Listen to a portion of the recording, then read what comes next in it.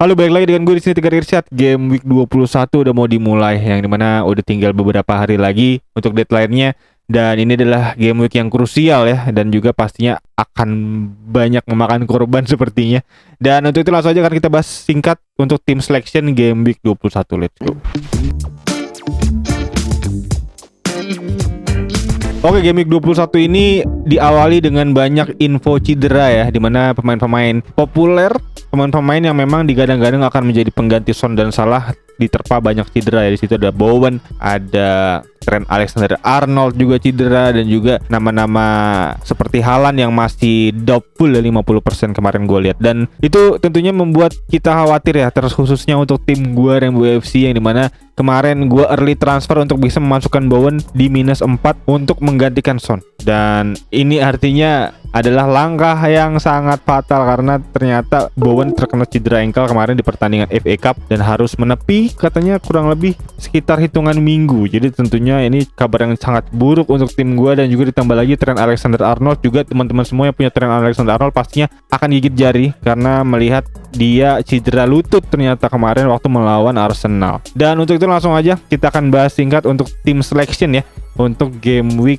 ke-21 besok. Untuk itu langsung aja, let's go. Untuk tim review singkat kayaknya nggak perlu lagi ya, karena gua kemarin udah tim review singkat ya di video sebelumnya. Jadi untuk teman-teman yang mau lihat info untuk pengganti terbaik Salah dan Son, bisa teman-teman lihat di videonya, mungkin gue taruh di link di atas ya, di pojok, bisa diklik. Dan langsung aja sekarang untuk tim selection, dimana tim selection gue kurang lebih seperti ini sekarang, dimana kemarin Son dan Salah gue keluarin, dimana pertama gue keluarin Salah dulu di hari Sabtu ya, atau hari Minggu ya. Jadi benar-benar early transfer banget untuk bisa gue keluarkan Salah setelah pertandingan yang cukup oke ya dari Salah kemarin, mencetak 2 gol dan 1 assist ingat gue. Dan di situ gue ganti ke De Bruyne dengan harga yang kurang lebih sama, dan gue bisa surplus 1 jutaan kalau nggak salah. Dan di situ Salah belum turun harganya, jadi gue cukup luck sebenarnya di situ untuk bisa mengeluarkan Salah di saat-saat hampir turun harganya. Dan selanjutnya ada Bowen ya, dimana Bowen ini sebenarnya tadinya gue mau tahan-tahan dulu sampai di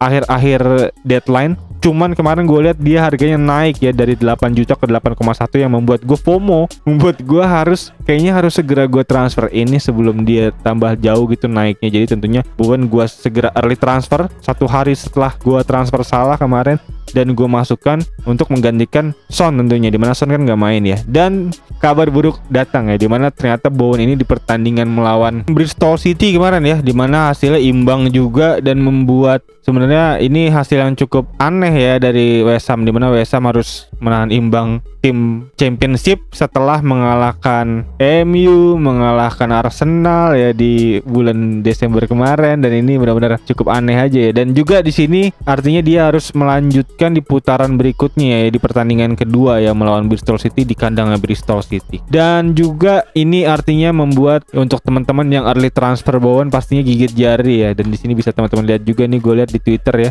banyak meme yang bertebaran ya untuk teman-teman yang udah move early dari Salah ke Bowen atau Son dari Bowen ya. Di sini benar-benar benar-benar menjadi bahan bulian ya dari Twitter ya, dan ini benar-benar hal yang sangat membuat kita gigit jari ya. Dan juga tentunya langsung aja, dimana gue mau lihat-lihat dulu info-info terakhir, dan juga banyak yang merekomendasikan bahwa Jarrod Bowen bisa diganti ke Bruno Fernandes mungkin dengan harga yang kurang lebih mirip. Dan di sini teman-teman mungkin bisa melihat ada yang wildcard draft juga, yang dimana wildcard draft kan juga udah aktif ya untuk wildcard yang mau wildcard. Tapi memang kalau dari gue rekomendasikan bahwa wildcard mungkin bisa dipilih nanti ketika memang jadwalnya udah mulai ada double game week atau mungkin blank game week. Itu cukup ampuh sebenarnya untuk bisa digunakan chip-chip yang ada. Dan di sini menarik nih untuk daftar wildcard yang bisa dipaparkan ya oleh AJJNR, dimana kiper Areola dan Dubravka, backnya ada Estupinian udah mulai menarik lagi di sini, dimana dia kemarin mencetak gol juga ya di partai FA Cup. Dan juga ada Gabriel, Pedro Porro juga yang lagi-lagi cukup menggacor sebenarnya, dia cukup oke. Dan juga ada Walker dan Doughty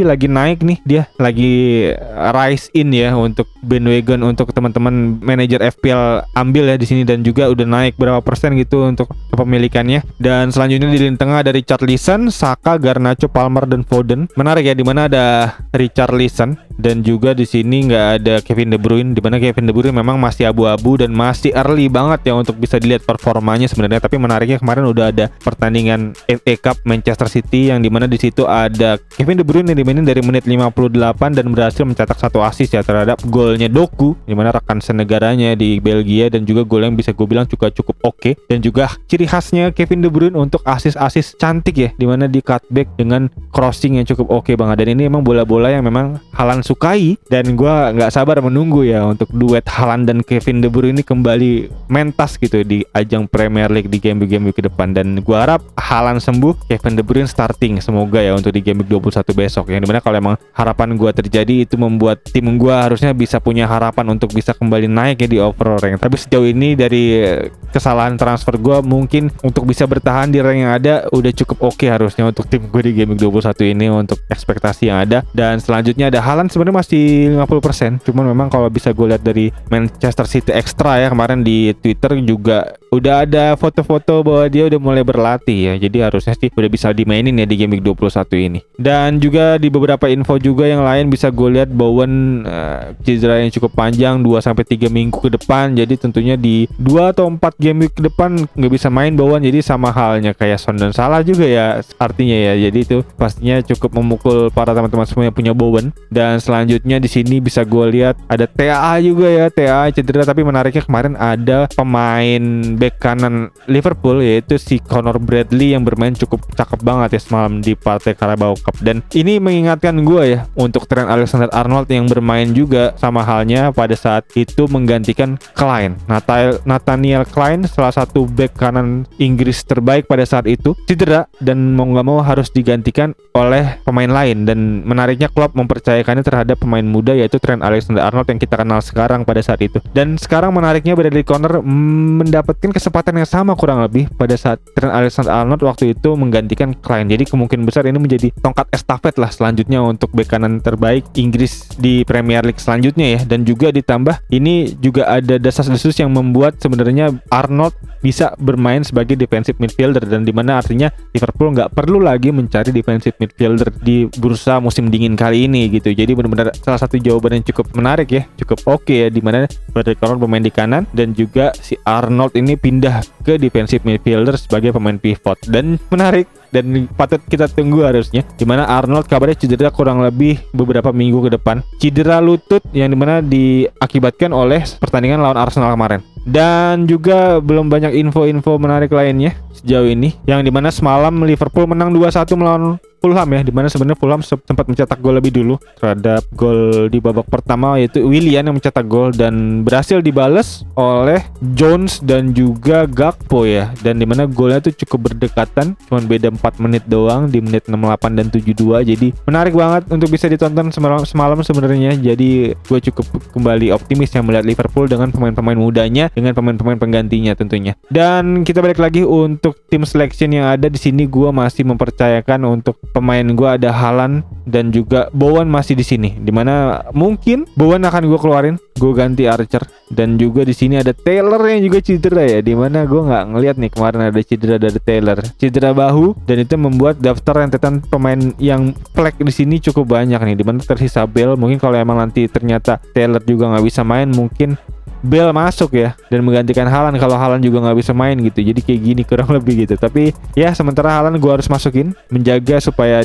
gimana caranya kalau Haaland main tentunya bisa ada di tim gue gitu ya. Dan juga di sini untuk kapten sementara bisa gue taruh di Saka ya, karena Saka sebenarnya memiliki daftar statistik yang cukup menarik kemarin bisa gue lihat, dan juga salah satu midfielder juga yang memiliki rataan shoot on goal dan XG yang cukup tinggi ya, berbanding lurus dengan Mohamed Salah, dengan Palmer, dengan Olise juga. Dan juga tinggal kita tunggu aja untuk hasil-hasil dari Saka ya, dimana gue lihat dari kemarin Saka kan cukup suram ya untuk finishingnya. Tapi gue selalu melihat seperti pepatah mengatakan ya, setelah badai akan datang sinar yang terang, dan itu gue taruh ya filosofi itu terhadap Saka. Dan gue rasa sih harusnya di game week ini Saka cukup bisa bersinar ya di partai Derby London lawan Crystal Palace juga, yang cukup menarik pastinya. Dan pilihan kapten gak banyak kayaknya di game week ini. Pilihan kapten mungkin ada Saka dan Palmer yang cukup menarik, dua ini doang kayaknya ya, karena lawannya Fulham dan Crystal Palace, duo Derby London. Jadi sama-sama Derby London nih 4 tim ini nih. Dan juga pilihannya nggak banyak karena pemain-pemain lain juga cukup melawan tim-tim tim yang cukup berat.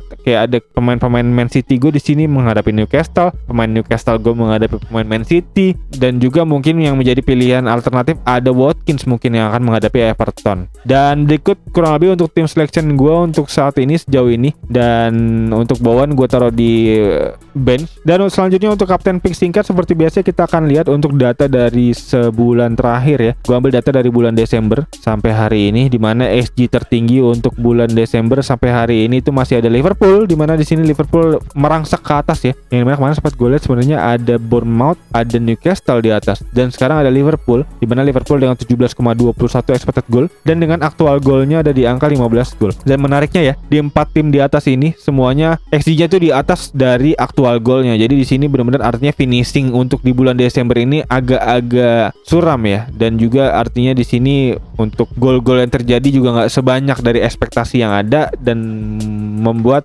nama-nama defender kayaknya cukup oke kemarin untuk di bulan Desember. Dan juga di sini bisa gue lihat ya untuk dari data expected kebobolan. Untuk expected kebobolan tertinggi ada Newcastle United, menarik banget ya di sini. Artinya Newcastle United menjadi pertahanan terlemah di bulan Desember, dan juga yang kedua ada Tottenham Hotspur, dan yang ketiga ada Luton, dan yang keempat ada Manchester United. Jadi 4 terbawah ini nama-nama yang memang cukup mengagetkan juga ya. Ada Spurs, Newcastle, dan juga ada MU yang menjadi tim dengan pertahanan terburuk di bulan Desember. Dan sekarang tinggal kita lihat untuk fixture yang ada dari nama-nama yang di bawah ini ya, nama-nama dari expected kebobolan tertinggi ini, di mana dari Newcastle di situ lawannya Manchester City, dan di Manchester City di sini bisa kita ambil mungkin ada Haaland ya, kalau emang Haaland udah sembuh menjadi pilihan kapten pertama, tentunya gak ada halangan lain ya. Dan dimana di sini Erling Haaland masih memuncaki daftar top skor juga 14 gol bersama dengan Muhammad Salah, dan juga gua rasa harusnya Haaland sangat rindu ya untuk bisa mencetak gol ya, karena di bulan Desember praktis dia mencetak gol berapa, 1 atau 2. Jadi benar-benar di bulan Desember ini Haaland istirahat banget ya.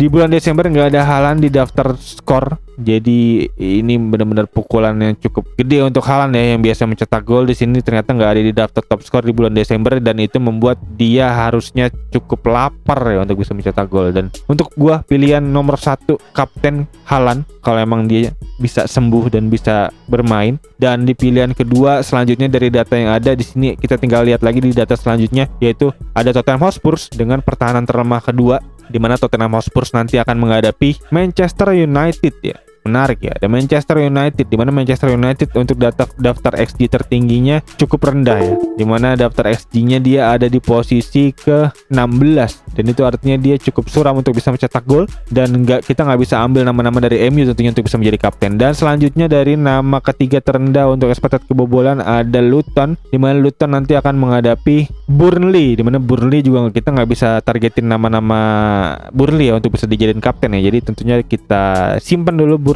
Dan selanjutnya di nama keempat terendah di situ ada Manchester United ya, di mana Manchester United nanti akan menghadapi Tottenham Hotspur. Dan untuk Tottenham Hotspur tinggal kita lihat untuk daftar XG tertinggi dari Spurs ada Richarlison ya, di mana Richarlison artinya bisa menjadi potensi kapten terbaik ketiga dari gua di sini setelah Haaland tentunya, di mana Richarlison cukup menarik ya lawannya MU, dan di mana MU sendiri untuk potensi expected kebobolannya cukup tinggi di posisi 4 terbawah. Dan selanjutnya ada Burnley lawan Luton, dan mana Burnley juga menurut data yang ada di sini ada di posisi bawah untuk expected kebobolan. Jadi tentunya ini adalah nama-nama tim yang cukup suram ya dari segi XG dan dari segi expected kebobolan. Jadi tentunya ini pertandingan yang mungkin bisa kita prediksi menjadi pertandingan yang banyak gol, dan tentunya mungkin bisa menjadi potensi diferensial untuk nama-nama dari Burnley dan Luton. Bisa teman-teman ambil, ada Doughty di situ mungkin bisa menjadi potensi yang bagus. Dan selanjutnya ada Sheffield United di posisi 6 terbawah. Di sini Sheffield United akan menghadapi West Ham, di mana West Ham tadinya sebenarnya ada Bowen untuk bisa kita ambil sebagai pilihan kapten terbaik, tapi Bowen nggak ada. Dan juga untuk West Ham sendiri juga nama XG tertingginya kita nggak bisa lihat di sini untuk dari West Ham selain Bowen, jadi nggak bisa kita targetin untuk kapten dari West Ham. Dan dari expected kebobolan tertinggi selanjutnya ada Fulham, di mana Fulham akan menghadapi Chelsea, dan di Chelsea itu ada Palmer ya, di mana Palmer lagi cukup menggacor ya dengan expected goal cukup oke di posisi 2,2 XG dan memiliki aktual golnya 4 gol dan 2 assist. Jadi benar-benar ini adalah melampaui XG-nya 2 kali lipat, dan gue cukup optimis melihat Cole Palmer nih cukup bisa menggacor di pertandingan selanjutnya. Terlepas dari pertandingan kemarin lawan Middlesbrough kalah, tapi pertandingan Liga Inggris ini harusnya bisa menjadi tetap fokus utama dari Pochettino ya, untuk bisa terus merangsak naik. Dan menurut gue Palmer bisa menjadi potensi kapten selanjutnya untuk bisa kita ambil di posisi ketiga setelah Richarlison dan Haaland. Dan selanjutnya di posisi keempat ya untuk potensi kapten tentunya ada pemain Arsenal, di mana XG kedua tertinggi ini Arsenal akan menghadapi Crystal Palace, yang dimana Crystal Palace sendiri untuk expected kebobolannya ada di posisi 13 ya, dimana Crystal Palace udah kebobolan 11 gol di bulan Desember ini dan juga menjadi tim dengan potensi yang cukup oke harusnya untuk bisa dihadapi oleh Arsenal. Setelah 3 kekalahan beruntun Arsenal, gue rasa Arsenal udah cukup murka banget ya untuk di pertandingan besok untuk bisa menggacor dan mengamuk tentunya. Dan itu Saka bisa menjadi potensi kapten yang cukup oke banget untuk pilihan kapten populer. Dan dari gue ada 4 nama kapten artinya untuk bisa diambil. Di situ ada Haaland yang pertama, di mana dengan pengecualian kalau dia udah sembuh tentunya. Dan yang kedua di sini ada Richarlison, bisa menjadi potensi yang bagus dari data yang ada. Dan di posisi ketiga ada Cole Palmer, dan di posisi keempat ada Saka. Dan berikut kurang lebih untuk pilihan kapten picks dan juga tim selection yang bisa gue sampaikan. Semoga membantu teman-teman semua dalam meramut serta meracik tim di Game Week 21 ini. Dan untuk teman-teman yang punya pertanyaan, masukan, saran, kritik, nama-nama lain terlewat dari gue, bisa feel free langsung aja tulis di kolom komentar di bawah. Gue sangat berterima kasih tentunya untuk teman-teman yang mengasih saran dan masukan. Dan juga untuk teman-teman yang baru nonton bisa langsung klik tombol subscribe dan lonceng yang di bawah agar teman-teman gak ketinggalan video seputar fantasi Premier League lainnya dari channel ini. Dan ya kayaknya itu aja. Sekali lagi thank you buat yang nonton. Asal seperti biasa gue Garis Chat. Peace out.